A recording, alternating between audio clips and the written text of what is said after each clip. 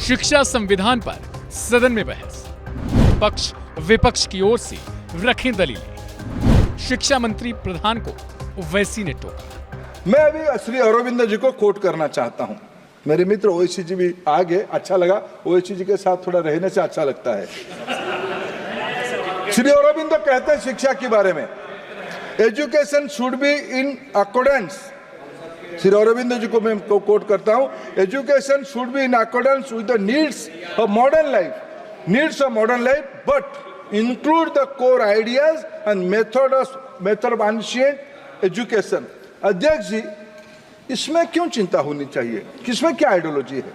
अगर मैं तिरुकरूर की बात कहूं, अगर मैं तिरुवल्लुर की बात करूं, अगर मैं श्री अरविंद की वैश्विक कल्पना को सामने रखूं, ये तो कोई आइडियोलॉजी नहीं है। नहीं, एक बात बताइए,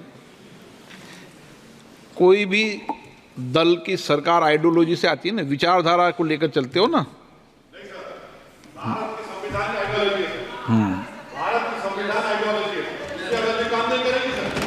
संविधान आइडियोलॉजी है सर।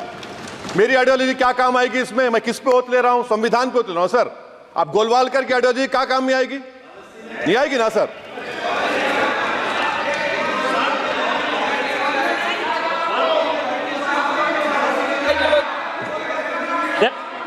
हाँ, आप बोलिए निशिकांत जी। सारी पॉलिटिकल पार्टी अपना मैनिफेस्टो घोषणा पत्र लेके जनता के सामने जाती है और जनता विचारधारा के आधार पर उसको वोट करती है और उसी को इम्प्लीमेंट करना उस सरकार का काम है जो उस विचारधारा से। और हम संविधान को मानते हैं, यही कहते हैं। संविधान में सभी पॉलिटिकल पार्टी की आस्था है, इसीलिए वो रजिस्टर्ड पॉलिटिकल पार्टी है। इसीलिए संविधान अलग है, आइडियोलॉजी अलग है। जो विषय रख रहे थे मंत्री जी, राजनीतिक आइडियोलॉजी की बात कर रहे थे। रामजी लाल वर्मा जी, आपके कुछ कह रहे थे?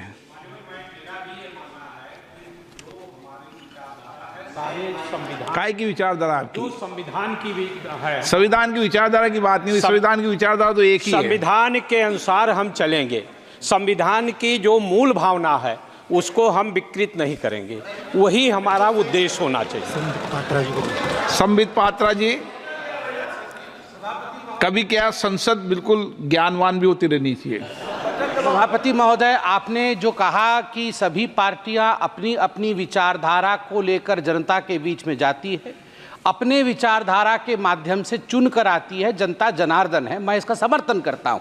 और इसके पीछे का मूल भाव है, संविधान समुद्र है, वह महासमुद्र है जिसमें सारी आइडियोलॉजीज आके समाहित तो होती है। चाहे हमारी आइडियोलॉजी है, चाहे उनकी आइडियोलॉजी है, उनको समाहित अंततोगत्वा समुद्र में ही होना पड़ेगा। और दुनिया में भारत का एक ऐसा संविधान है जिसमें सभी जातियां, धर्म, भाषा की मान्यता है। ये ताकत भारत के संविधान की। और संसद भी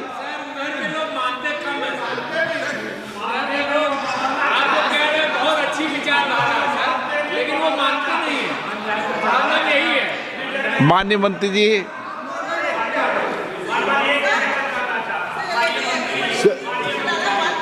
प्लीज मैं आपको दे दूंगा, प्लीज। आप क्या बोलना चाहती? बोलिए। कनिमोजी जी, अब बोलेंगे। माइक अब चालू होगा। Mic. Thank you, sir. Sir, there was a time when women were not allowed to be educated. It was much before the British came here. There was a time when all communities were not allowed education.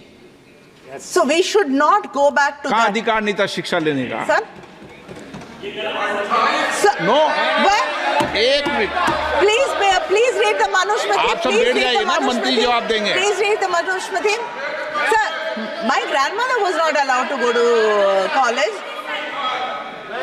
Sir, every caste and community. Bharat के संविधान में एक minute Bharat के संविधान में कभी भी वर्ग और लिंग के आधार पर हमने शिक्षा का बंटवारा कभी नहीं किया। माननीय मंत्री जी। अध्यक्ष जी, अब तमिलनाडु में क्या हो तो पता नहीं मुझे, बाकी यहाँ तो नहीं क्या देश में। अच्छा, एक मिनट माननीय मंत्री जी, आप पूरी बात कर लें। आप बात पूरी कर लें sir.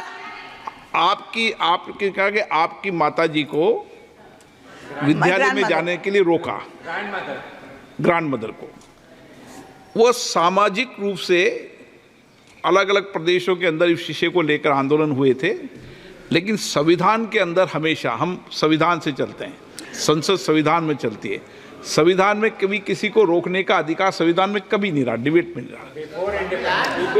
Yes, sir.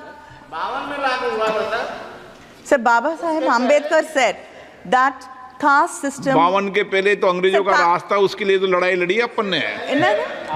Sir, caste system is not the division of labor, but it's a division of laborers. So we should remember that. I am not saying today we are not, the house doesn't run on constitution, but there were days when caste system was the rule of the land. Yes. We cannot go back to that. Today, social justice is what the constitution upholds. And that is what I'm talking about. Arjun Meghwal जी करो तो। हाँ, अध्यक्ष जी, जो आपने विषय रखा, एक line आपका माइक थोड़ी बंद कर रहा हूँ। एक लाइन में मैं कहता हूं कि राजनीतिक दल विचारधारा पर आधारित बनते हैं संसार में, शासन संविधान के अनुसार चलता है। ओके, माननीय मंत्री जी अब बैठ जाइए, आप बैठ जाइए। अध्यक्ष जी, आपकी प्रति आप परंपरा की अध्यक्ष जी, आप परंपरा की नई मिसाल भी खड़ा कर रहे हैं। शायद इन दिनों में शायद हाउस इसीलिए है, एक अच्छा विषय पे पक्ष विपक्ष रहे, चर्चा हो, उसमें से कुछ अमृत निकलना ही निकलना है। सब डेमोक्रेसी के ही शर्त है साहब। भारत के अंदर ही डेमोक्रेसी से ही हम आज 400 करोड़ से 48 लाख करोड़ तक के बजट को बढ़े हैं।